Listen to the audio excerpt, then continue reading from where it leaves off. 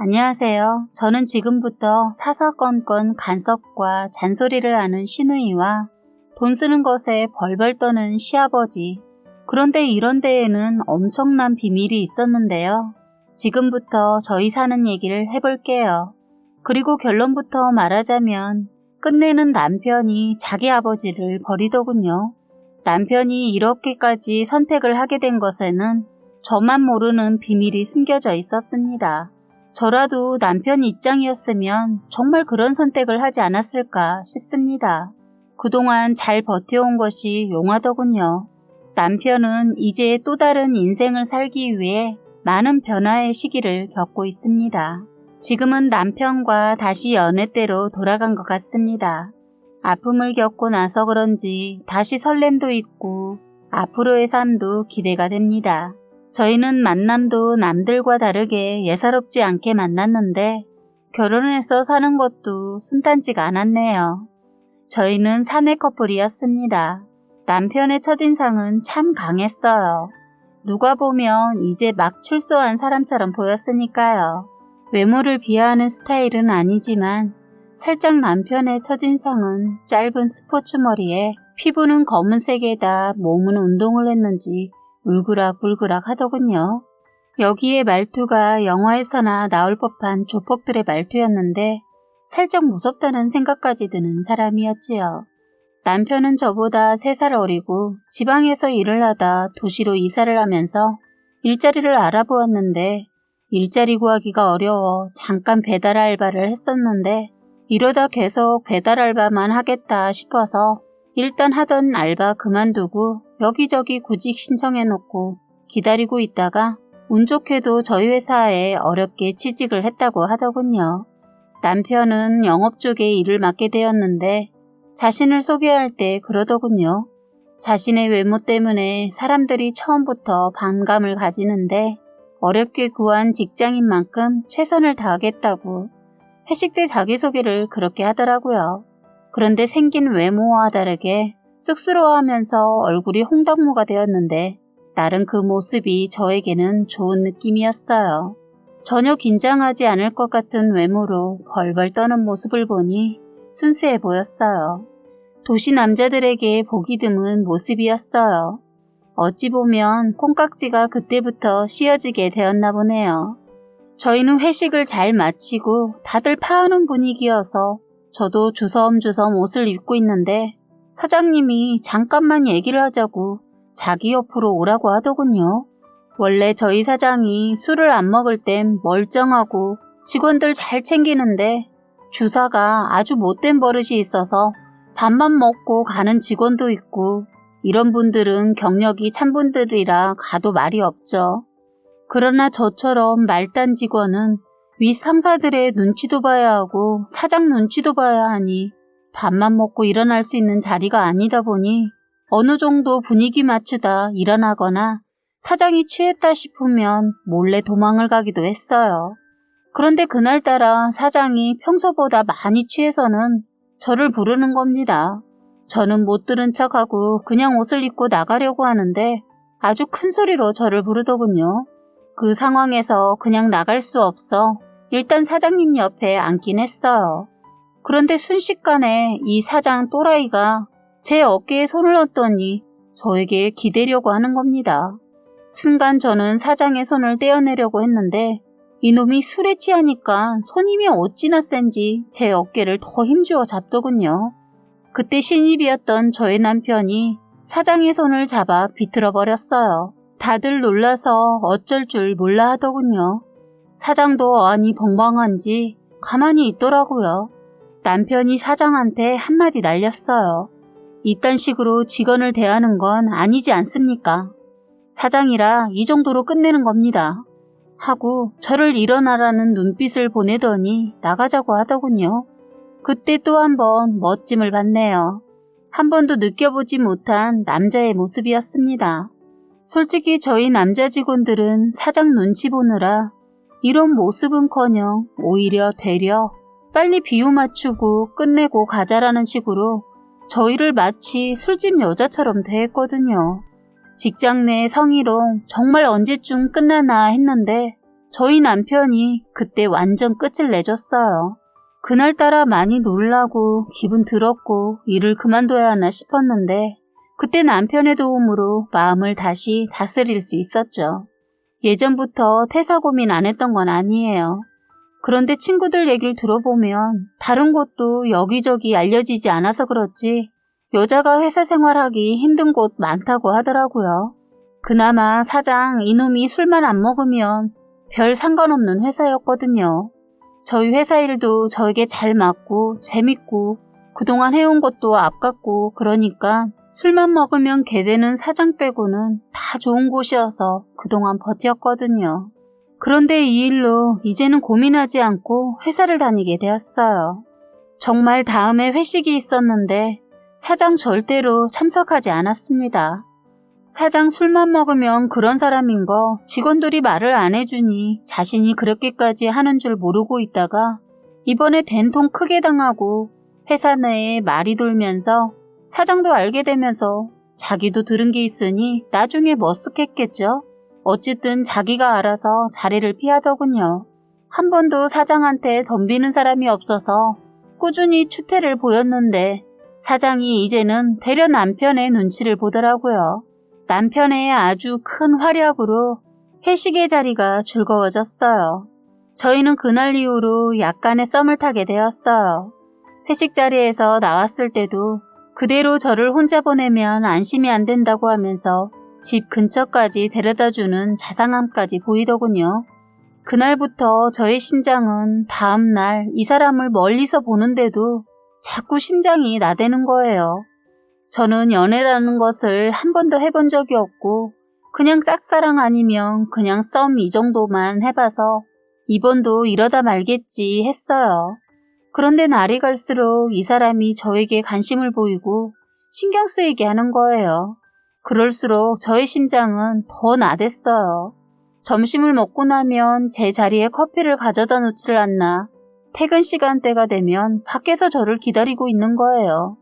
저는 이 사람의 마음을 알고 싶어서 물어봤네요. 왜 나한테 잘해주는 거야? 잘해주고 싶으니까. 상사로서? 아님 누나로서? 참 가만히 보면 두네? 연애 안 해봤나요? 남자가 매일 커피 대령에 퇴근 시간에 맞추어서 기다리고 있으면 뭐겠어? 퇴근 시간에 기다리는 건 그냥 집이 같은 방향이니까 그러는 거 아니야? 바보 멍충이. 이러더군요. 사실 저희는 회식 때 그 일이 있고 저를 집에 데려다 줬다고 했잖아요. 그날은 제가 놀라고 힘들었을까봐 어떠한 말도 하지 않더라고요. 그런데 다음날 또 저를 기다리고 있길래 저는 괜찮다고 거절을 했는데 이 사람 한다는 말이 자기도 저희 집 가는 방향이랑 같다고 하면서 저를 기다린 게 아니라고 하는데 조금 민망했어요. 저희는 그렇게 같이 버스를 타고 가면서 이런저런 얘기를 나누게 되었습니다. 제가 먼저 내리고 남편은 한두 정거장 더 가는 것 같았어요. 저희는 아침에 서로 다르게 출근을 하고 퇴근 때는 서로 약속이라도 한 것처럼 같이 움직이게 되었죠. 이상하게 저는 한 달 동안 이 사람과 다니면서 저녁 약속을 아예 잡지 않았어요. 이 사람도 마찬가지로 약속이 없었던지 저와 같이 퇴근을 했네요. 회사 내에서는 제가 상사니까 반말을 안 했는데 밖에서는 제가 누나니까 회사를 나오면 바로 반말로 말을 했는데 자꾸 자기 보고 동생 취급하지 말라고 하는데 그때까지도 저는 이 사람의 마음을 몰랐어요. 그냥 저 혼자만의 썸이겠니 했거든요. 눈치 없는 저를 위해 남편이 용기 내서 저에게 버스 안에서 프로포즈를 했네요. 그것도 2달밖에 안 봤는데 저에게 결혼하자고 하는 거예요. 놀라기도 했지만 얘가 아직 어려서 감정에 즉흥적이구나 싶었어요. 그런데 즉흥적이 아니구나 했던 게 반지도 준비하고 가방에서 꽃까지 꺼내면서 저에게 무릎을 꿇었어요. 버스 안에는 퇴근 시간대라 사람이 꽤 있었는데 그런 용기를 내서 청혼을 하니까 거절을 할 수가 없었어요. 저희는 집에 가는 도중에 버스에서 내려 서로의 마음을 확인했네요. 정확히 그날을 첫날로 하고 회사엔 비밀로 하고 사귀게 되었어요. 늦게 배운 도둑이 날 새는 줄 모른다고 저는 연애라는 걸 처음으로 해서 그런지 제 삶이 이 사람 거인 양 살기 시작했어요. 저라는 사람을 완전 이 사람에게 맞추게 되었죠. 사랑을 하면 변한다는 말 실감이 되더군요. 감정 표현에 미숙했던 저는 남편을 만나면서 하나하나 변하기 시작했습니다. 좋으면 좋다고도 말하고 잘못했으면 미안하다고 사과도 하게 되고 완전 자존심도 내려놓게 되더군요. 이런 게 사랑의 힘인가 싶었습니다. 저는 이 생에 이 사람이 마지막 제 남자가 될 것처럼 열렬히 사랑했네요. 이 사람 또한 제가 그렇게 해주는 것에 고마워하고 많이 아껴주고 사랑해줬어요. 저희는 그렇게 비밀 사내 연애를 6개월 하다가 결혼을 하기로 했어요. 만난 지 1년도 되지 않아 결혼을 결심했네요. 친구들은 무모한 결정 아니냐고 했지만 저는 솔직히 결혼이라는 거나 사람을 만나는 것에 대해 많은 시간이 필요하다고는 생각하지 않는 사람 중에 하나예요. 남이 저를 속이려고 하고 만남을 한다면 얼마든지 속일 수 있는 것처럼 짧은 만남에서 진심을 보았다면 괜찮다고 생각했어요. 그런데 결혼은 둘만 하는 게 아니라는 걸 결혼 준비하면서 알게 되었습니다. 결혼은 집안과 집안이 하는 거구나 라는 걸 상견례 때부터 알게 되었네요. 그렇다고 결혼을 깰 정도는 아니었지만 결혼 생활이 순탄하진 않겠구나 라는 생각은 들었어요. 그래도 이 사람 무조건 제 편이라 그냥 남편 믿고 결혼을 결심했던 것 같네요. 저는 지금까지 너무나 편하게 살아왔구나 라는 생각을 자꾸 하게 만드는 것은 저희 시부모님 때문입니다. 결혼해서 살면서 제 인생에서 이렇게 힘들어 본 적은 없었던 것 같네요. 이제부터는 저희 시부모님과 시누이 얘기를 해볼까 합니다.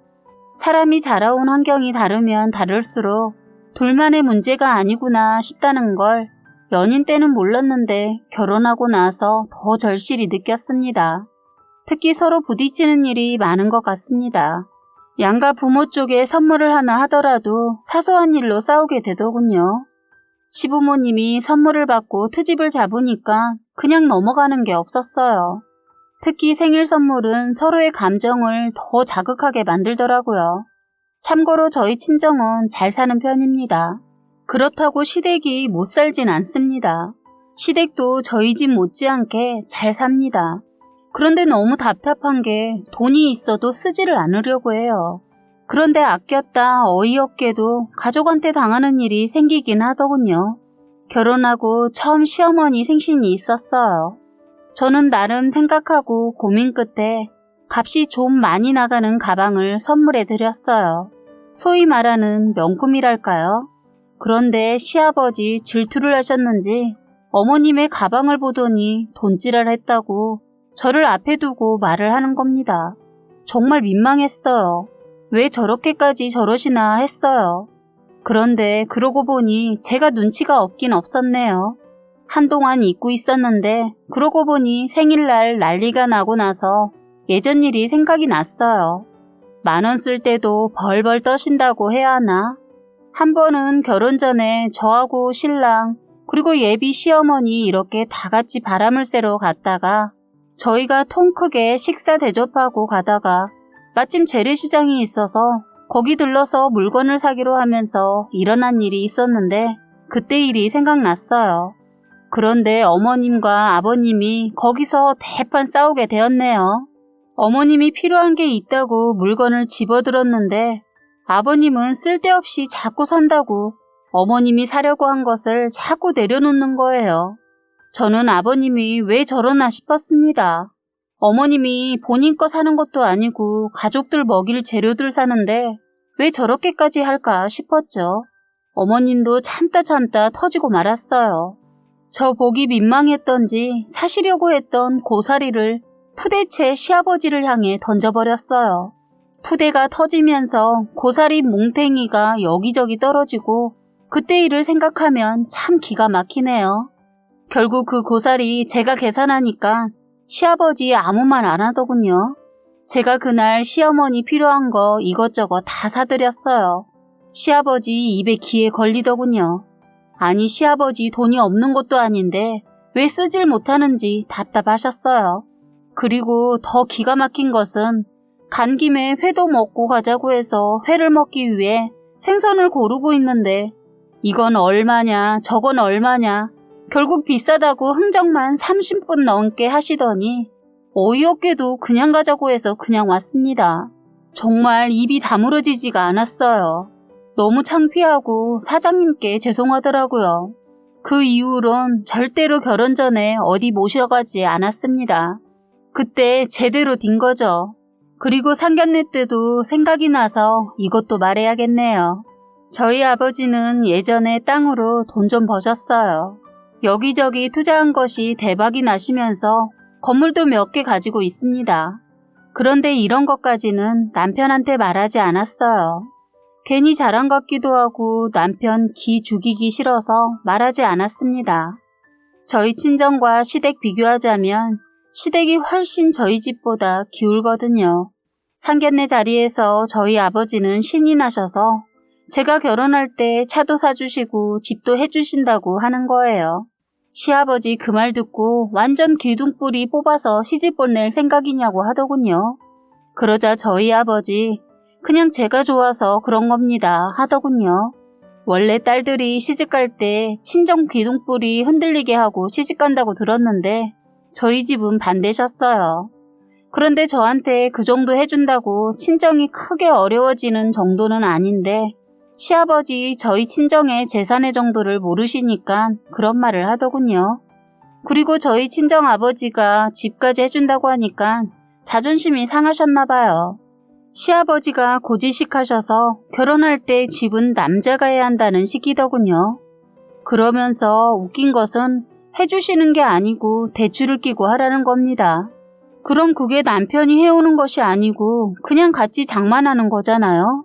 그래도 시아버지는 이런 것도 아들이 벌어서 갚는 거니까 해가는 거라는 식의 말이었어요. 솔직히 결혼해서 대출이 있는데 부부가 네 집 내 집 하면서 누가 따로 계산하면서 살겠어요. 빨리 갚고 편하게 살려고 같이 벌어서 갚게 되지. 저는 집이라도 해주시면서 그런 말 하는 줄 알고 아빠가 집은 안 해줘도 되겠다 싶었는데 시아버지 말도 안 되는 소리를 하더라고요. 저도 사실 저희 친정아버지한테 집, 차 이런 거 바라지 않는데 아버지가 좋아서 하신다고 하니까 말리진 않았는데 시아버지 말 들으니까 어이가 없었어요. 그런데 저희 아버지는 워낙 손도 크고 시원시원하신 분이라 예비 시아버지의 그딴 말 같은 거 신경 쓰지 않고 아버지는 집을 꼭 남자가 하라는 법 있냐 하시면서 화끈하게 사주시겠다고 했습니다. 저는 시아버지 그래도 끝까지 고집 부릴 줄 알았는데 저희 아버지 말 확실하게 대답 듣고서는 시아버지 못 이기는 척 받아들이더군요. 이 심보를 뭐라고 표현해야 할까요? 그런데 이런 데에는 다 이유가 있었다는 거를 나중에서야 알게 되었습니다. 그때 시어머니도 했던 말이 생각나네요. 자기 아들 그런 것 때문에 기죽는 거 아니냐고 하시는데 시아버지 시어머니 귀에다 대고 소곤대는데 예의가 아닌 것 같았어요. 괜히 저희 부모님께 죄송하더라고요. 시어머니 시아버지 귓속말이 끝나자 그냥 입으로 저희 아버지한테 사돈 이제 그만하세요. 애들 살면서 집도 장만하고 어려움도 알아야 돈 귀한 줄도 압니다. 저희 시어머니 갑자기 그런 말을 하더라고요. 아무래도 시아버지한테 코치를 받고 말씀하시는 것 같았어요. 그런데 아버지의 한마디에 시어머니 말문을 닫더군요. 안사돈, 저는 애들한테 돈 쓰려고 이렇게 열심히 살고 돈 모았습니다. 저는 제가 애들한테 돈 쓰는 거 하나도 안 아깝습니다. 내가 돈이 쓰고 넘치도록 있는데 왜 고생을 시킵니까? 꼭 그렇게 자린고비식으로 교육 안 해도 부모 하는 거 보고 자란 자식들은 그렇게 안 해도 돈 허투루 안 씁니다. 돈 귀한 줄 안다고요. 저는 내 자식들 행복해하는 거 보는 게 낙입니다. 사돈도 아들 사랑한 만큼 주세요. 아꼈다 다 똥됩니다. 애들이 필요할 때 주는 게 돈을 제대로 쓰는 겁니다. 그리고 이런 건 다 내리사랑이라는 생각이 듭니다. 내가 내 딸한테 주고 훗날 내 딸이 또 자기 애한테 주고 주는 것이 얼마나 행복한 줄을 배우면 인간 말종 안 돼요. 아버지가 돈 있으면 주라는 말보다 돈이 쓰고 넘친다는 말에 꽂혀서는 시어머니 아이고, 사돈은 어떻게 돈을 그렇게 벌었답니까? 그렇게 많으시니까 퍼주고도 남으니까 주는 거죠. 저는 먹고 죽으려고 해도 없습니다. 말을 하니까 또 시아버지, 저희 아버지한테 지기 싫어서 자기는 돈이 있지만 애들이 고생이 뭔지 느끼게 하고 싶어서 안 주는 것뿐이라고 하더군요. 저희 아버지가 그 말을 놓치지 않고 말을 했어요. 사돈, 그렇게 돈이 있으면 애들 필요할 때 주세요. 했더니 시어머니는 갑자기 화장실을 가고 싶다고 하면서 주섬주섬 옷을 챙겨 입으시더니 나가버리셨어요. 시아버지는 돈 얘기만 나오면 입에 본드를 붙여놓으셨는지 아예 말을 하지 않으셨어요. 그때 저희 아버지는 상견례 자리에서 몇 마디 나눠보고 저희 시댁분들을 파악하고 돈에 관해서는 그 이후로 말을 섞지 않으셨어요. 저희 시아버지가 그러셨거든요. 부모를 잘 만나야 그것도 베풀면서 하는 거지. 했어요. 자라온 환경이 달랐다는 거죠. 저희 시아버지는 어릴 적 너무 없이 자라서 굶는 날이 엄청 많았다고 하더라고요. 그래서인지 키가 너무 작으세요. 160도 안 됩니다. 자라온 환경을 듣고 나니 이해는 되지만 안 써도 너무 안 쓰니까 이제는 이해보단 답답했어요. 그날 상견례 자리에 나오신 부모님들 의상만 봐도 알 수 있었어요. 시누이 한 명 있는데 딸이라는 게 자기 엄마 옷 좀 사드리고 아버지 신발도 좀 사드리지 자기만 삐까뻔쩍하게 하고 나왔더라고요. 옷을 잘 안 사 입는 사람은 뭐가 좋은지도 모르겠거니와 비싸면 손이 안 가잖아요. 분명 예비 남편이 일주일 전에 옷 사 입고 나오시라고 돈을 드렸다고 했어요. 그런데 제가 봤을 때는 아무래도 그 돈을 시누이한테 드린 것 같았어요. 나중에 다시 확인해보니 아니나 다를까 정말 그 돈을 시누이한테 부모님 모시고 백화점 가서 옷 사드리라고 돈을 드렸다는 거예요. 그 돈을 세상에 지 몸에 처바르고 나왔더라고요. 시어머니한테는 시누이 이것이 시어머니 시집 올 때나 입었던 옷이나 되려나? 알록달록 무슨 색종이도 아니고 아주 파란색 원피스에 두꺼운 허리 벨트를 하고 스카프는 어찌나 촌스러운지 무슨 보자기를 목에 메고 있는 것 같았어요. 충격이었어요.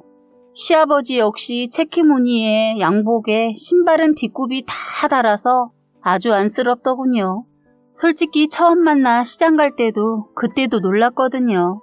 그래서 남편한테 예비 시부모님 옷이 말도 못하게 입으셨길래 이 사람 기분 상하지 않게 부모님 옷 좀 사드리고 싶은데 사드려도 되냐고 하니까 안 그래도 자기가 돈을 주면 꼭 옷은 안 사 입고 다른 데 쓰신다고 하는 거예요. 그래서 이번에 상견례 때는 입고 나올 옷은 그냥 직접 사드리라고 어른들은 자기한테 쓰는 건 잘 못 사니까 직접 사드리라고 했더니 그래야겠다고 했거든요. 그런데 이 사람이 결혼 전 계속 바쁘다 보니 결혼한 자기 누나한테 부탁을 한 모양이더라고요.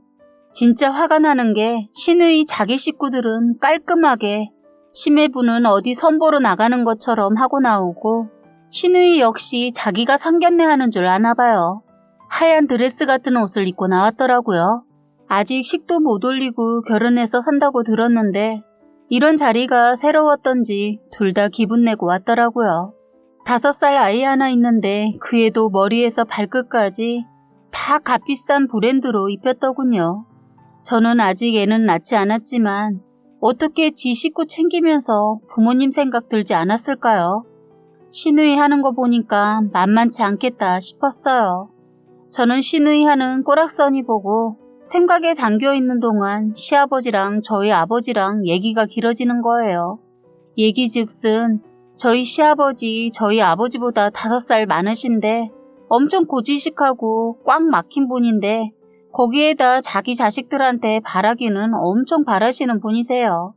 그날 아버지는 시아버지를 파악하고 이상한 노인네 바라보듯이 하면서 한 소리 했어요. 돈도 머리를 쓰고 몸을 써야 재산이 늘어나는 겁니다. 집안에 금은보화가 있으면 뭐합니까? 가져다 팔아서 이익을 남기고 또 다른 걸 사서 또 팔아서 이익을 남기고 해야 하는 거지. 내 거다 하고 내 주머니에 두고 만지작 거린다고 그게 불어나나요? 사둔 자식들도 다 압니다. 저는 저희 아버지가 현명하셔서 저에게 아주 큰 돈은 아니었지만 제가 비비고 올라설 수 있는 자그마한 언덕을 만들어 주셨습니다.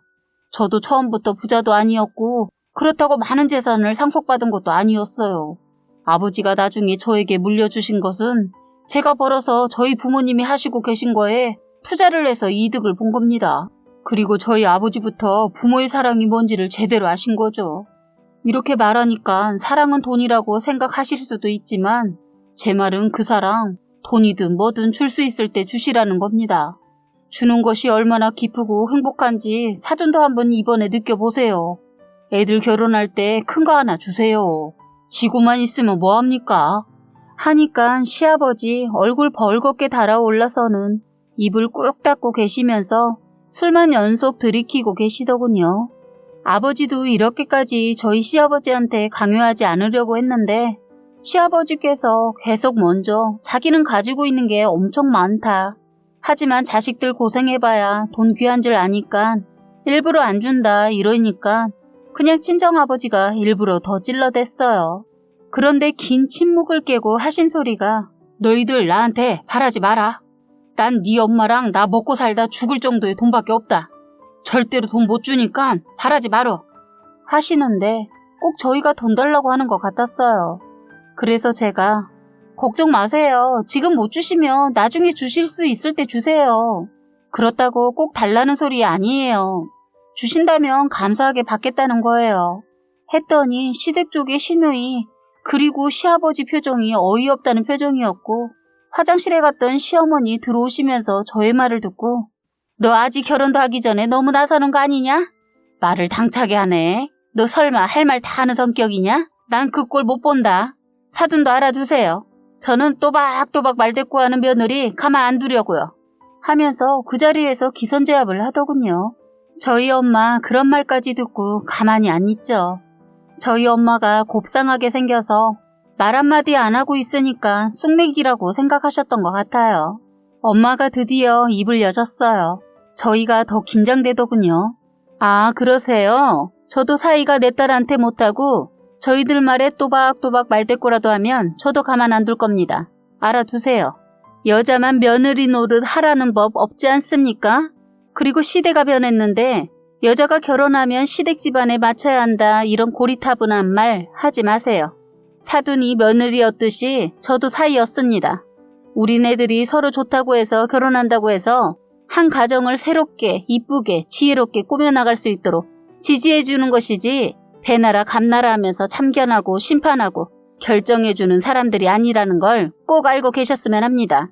사돈이 내 딸을 가족들의 밥이나 하고 집안에 청소나 하는 그런 취급하시면 저도 매주 사이 불러서 저희 집 밥하고 청소시키렵니다. 서로 지킬 것은 지켜가며 가족이 서로 도와가며 살아야지 한 사람만 희생자가 되지 않는 그런 가정을 만들어주셨으면 합니다. 이것 또한 부모가 하기 나름이기 때문에 말하는 거예요. 말하자 시어머니 저희 엄마의 말에 말문이 막혔는지 어떠한 말도 못하고 참나 한 소리하고 시아버지 만 하셨어요. 시부모님들이 아무 말 못하고 있으니까 갑자기 시누이 이것이 어른들 얘기에 끼어들어 그럼 그렇게 귀한 공주 같은 딸을 모시고 살지 왜 시집을 보냅니까? 하더군요. 이럴 줄 알고 준비했는지 저희 엄마 시누이를 향해 바로 치고 들어가더군요.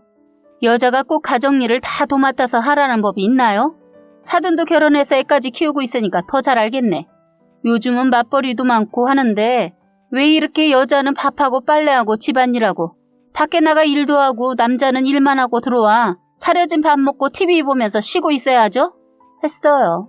그러자 시누이 말 못하고 있는데 시어머니 이 말에 자신이 그러고 있는 거 알아준 것 같아 속이 시원했는지 갑자기 돌변해서는 엄마 말에 맞장구를 쳤어요. 맞아요. 왜 여자만 같이 일하고도 밥하고 살림하고 애 보고 아이고 사돈이 내 속을 알아주네. 당신 잘 들었지? 우리 집 얘기를 하고 있잖아. 시어머니 너무 웃겼어요. 시어머니 아까 당신이 했던 말 다 잊어버리고 갑자기 저희 엄마랑 하나가 되어 신이 나서 좋아라 하셨어요. 그런 모습의 시아버지 줏대를 바로잡어. 뭐야 당신? 어느 편이야? 하셨어요. 시어머니 어이없는지 뭐 편이 어딨어. 나도 이제 나 혼자 다 안 할 거요. 내가 바보 멍충이처럼 헛살았어. 내가 당신보다 어리고 며느리 엄마하고 동갑인데 지금 눈이 있으면 보라고. 내가 훨씬 언니 같잖아. 여자는 남편에 따라 다르다더니 사돈 보니까 알겠네. 우리도 돈이라면 없는 집도 아닌데 돈 있으면 뭐래 쓰지를 못하게 하는데 내가 헛살았어. 내가 한순간에 잘못된 선택을 했어. 그게 뭐가 죄라고. 어리석었어. 이제 나도 아무것도 안 할 거니까 밥도 당신이 차려 먹고 청소도 당신이 하셔. 하자 시아버지. 이놈의 옆에 내가 지금 여기가 어디라고. 미쳤어? 이제 늙으니까 배는 게 없냐? 그래 없다. 너 같은 인간 만나서 내가 지금 이 모습이며 이 몸이 이게 뭐야. 사돈 양반 하는 거 발가락 떼만큼이라도 따라가봐. 행여나 마누라 어떻게 될까봐 아끼는 거. 너는 나 밥 먹는데 반찬 하나라도 얹어줘봤냐? 해준 밥도 트집 잡기 바빴지. 하자 갑자기 시아버지 식탁을 탁 하고 내리쳤어요. 저희는 두 분이 싸우시고 있어서 그냥 다들 아무 말 안 하고 지켜보고 있었는데 시아버지 민망했던 모양이에요. 저희 친정아버지와 비교질을 당하니까 화가 엄청 나셨어요. 그래서 그때 상견례 자리가 싸움하는 자리가 되는 바람에 혼수 이런 거 말도 꺼내지 못하고 그냥 돌아왔네요. 시누이 이것도 돈 얘기 나올 때 시아버지 저희 남편한테 한 푼도 못 준다고 할 땐 아무 소리 안 하고 미소만 짓고 있더니 집안일 다 같이 하라는 저희 친정 엄마 말에 발끈했던 그 모습이 아직도 선하네요. 어쨌든 상견례 자리에서 그 난리가 나고 나선 그 이후에 서로 만나는 일을 최대한 피했습니다. 만나기만 하면 저희 시부모님들께서 싸우셔서요. 그렇게 저희는 어렵게 우여곡절 끝에 결혼을 했습니다. 다행히 엄마나 아버지가 결혼해서 어떻게 살아야 한다는 말을 언급해서 그런지 시어머니 저를 일방적으로 시키지 않고 아들을 더 시키고 시간이 가면서 아버님도 자연스럽게 한 가지씩 생활 습관이 바뀌기 시작했어요. 그래서 저희 시댁은 저희 부모님 때문에 어느 순간 여자, 남자, 며느리, 딸 이런 거 사라지게 되었는데 시누이 이것이 바뀌지 않고 자꾸 잔소리를 해댔어요. 걸핏하면 시댁에 와서는 일 같지 않은 일로 트집을 잡았죠. 쉬는 날이면 자꾸 저를 시댁에 불러서 일을 시켜서 일을 잘했네 못했네 평가하고 비교하고 자기 친구들 옳게도 부잣집 여자인데 못하는 게 없다고 하면서 요즘은 되려 잘 사는 여자애들이 잘하는 게 더 많다고 하는 겁니다. 정말 시어머니도 안 하는 잔소리를 시누이가 하니까 미워서 저를 시댁에 부를 때 핑계를 대고 안 간 적도 있었는데 그것도 너무 써먹으니까 안 통해서 그냥 있는 그대로 솔직하게 안 간다고 했어요. 그랬더니 한 번은 그날도 어김없이 시누이가 시댁에 왔다고 오라고 해서 그날은 진짜 그냥 쉬고 싶다고 못 간다고 했습니다. 그랬더니 시누이 전화해서 어른이 오라고 하면 퍼뜩 달려와야지 버르장머리까지 거론하며 저에게 말대포를 싸더군요. 저는 남편과 싸우고 싶지 않아서 제 선에서 끝내려고 몇 번은 갔는데 이번만큼은 정말 가고 싶지 않아서 안 갔어요. 시누이는 가만히 보면 꼭 일만 벌려놓고 저를 불러요. 그래서 더 가고 싶지 않았어요. 시누이 보면 뭘 그리도 저를 잡으려고 기선제압에 나서는지 이해가 안 돼요. 저를 잡아놓고 뭐 하려고 하는지. 그런데 가만히 시간을 가지고 보니 자기들은 왕대접 받고 저는 시댁 식구들 지치작거리로 시키려고 하더군요. 싸가지 없는 시누이 지 딸 시댁에 데려다 놓고 뒤지닥거리도 저한테 시키더군요. 애가 자기한테 뭘 해달라고 원하면 숙모한테 해달라고 해 하면서 저에게 보내는 거예요. 아니 시누이 딸이 제 딸입니까? 왜 저한테 마치 자기 딸이 제 딸인 양 저에게 떠넘기시는지 또 흥분했네요. 그래서 이번엔 그냥 무시했어요. 그랬더니 시누이 이것이 저희 집으로 반찬거리 만들 재료를 가지고 쳐들어왔어요. 황당했습니다. 시어머니가 급하게 모임을 간다고 시누이한테 부탁을 했나 봐요. 그런데 시누이 어머니한테 돈까지 받아서 자기 거 반찬까지 하는데 하다가 갑자기 며느리가 있는데 왜 내가 해야 하나 라는 생각이 들었다네요. 아니 시어머니 반찬 만들면서 자기 반찬 더 보태서 만드는데 말입니다. 뭐가 그리 억울한지 그걸 다 싸매고 왔더라고요. 저는 못하니까 가지고 당장 나가라고 했어요. 그랬더니 시누이 이것이 욕을 하고 달려들면서 제 옷을 잡아당기길래 저도 옷 똑같이 잡아당기면서 싸우게 되었습니다. 이것이 먼저 제 머리를 치길래 저도 똑같이 쳤어요. 막고 있으라는 법 없잖아요. 저는 성질에 대문을 활짝 열어제치고 그 반찬 재료들 죄다 현관 밖으로 던져버렸어요. 밖에는 시금치며 콩이며 멸치, 아주 난리가 아니었어요. 그렇게 하고 나서 한 소리 했죠. 나한테 한 번만 더 이딴 식으로 걸고 넘어지면 가만히 두지 않겠다고 하니까 주섬주섬 지 가방 챙겨 들고 나가더군요. 저는 시누이년 나가자마자 문 걸어 잠갔어요. 화가 삭혀지지가 않아 냉장고에 있는 맥주 한잔 했더니 그제서야 진정이 되더군요. 이제는 가만히 있지 않으려고 했습니다. 그날이 시누이와 싸움이 처음이자 마지막 싸움이고 그날이 마지막으로 본 날이기도 했네요. 그리고 시댁에선 저희 둘이 싸운 걸 말하지 않았는지 아무 말 없더군요. 아무래도 시누이 저한테 맞은 거 말하기 쪽팔렸는지 말 안 했던가 보더군요. 그런데 시누이와 그런 일이 있고 나서 2달 동안 얼굴을 못 봤는데 그 이유가 저는 시누이가 저를 피해 시댁에 오지 않은 줄만 알았는데 알고 보니 제가 결혼하기 전부터 자기 부모님 재산 늘려준다고 시어머니 모르게 시아버지만 꼬셔서 투자했다가 완전 쫄딱 망해버렸어요. 한 푼도 못 건지고 휴지 조각 되고 말았죠. 시어머니 하루는 전화해서 집에 빨간 딱지 붙이러 여러 사람이 왔다고 해서 서둘러 시댁에 가보니 정말 물건에 딱지가 붙어 있더군요. 그런데 시댁에 값나가는 물건도 없지만 물건이 없어서 많이 붙여 있진 않더군요. 그런데 문제는 집이 넘어가게 되었더라고요. 평생 돈 벌어 집 장만하고 재산 늘리는 재미로 사신 시아버지, 자린고비에서 지독하게 돈 모은 거 다 날렸어요. 저는 사정이 어떻게 된 것인지 시누이 전화해봤더니 전화는 없는 전화로 나오더라고요. 저는 서둘러 시누이 집을 가봤는데 세상에 다른 사람이 살고 있었어요. 벌써 이사가고 튀었더라고요. 그런데 아버님 그 난리가 났을 땐 가만히 계시더니 시누이가 사라졌다는 말에 아버님 죽는다고 농요까지 먹으려고 한 거 다행히 어머님이 보셔서 천만다행 별일 없었습니다. 그 돈을 다 날려버렸으니 죽고 싶었겠죠. 저희는 그렇게만 생각했어요. 그래서 시어머니는 저희 아버지가 사정을 들으시고 도움을 드려 자그마한 집을 구해드렸어요. 그런데 시아버지는 얄미운 시누이를 찾겠다고 집을 나가셨어요. 시어머니는 시아버지 성격을 알기 때문에 내버려 두시더군요. 오히려 집에 가만히 있으면 폐인된다고 나가시게 두라고 해서 저희도 신경 쓰지 않고 살았는데 더 나중에 어머님한테서 더 기가 막힌 얘기를 들었어요. 시어머니 상견례 자리에서 말하려다 마는 말이 뭔지 내내 궁금했는데 나중에 알고 너무 마음이 아팠어요. 사실 남편과 시누이는 남남이라는 거예요.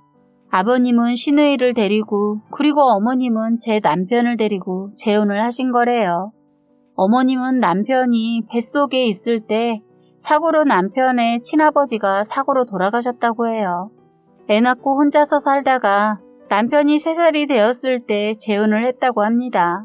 그래서 시집살이를 엄청 당하고 살아도 또다시 자식한테 아버지 없는 자리 만들어주지 않으려고 힘들어도 참고 숨죽이고 할 말 못하고 죄인처럼 살아오셨다고 하더라고요. 옛날 부모님 세대에는 다들 그러셨다고 얘긴 들었지만 저희 시어머니가 그런 분인 줄은 몰랐네요. 어렵게 비밀을 말해주더라고요.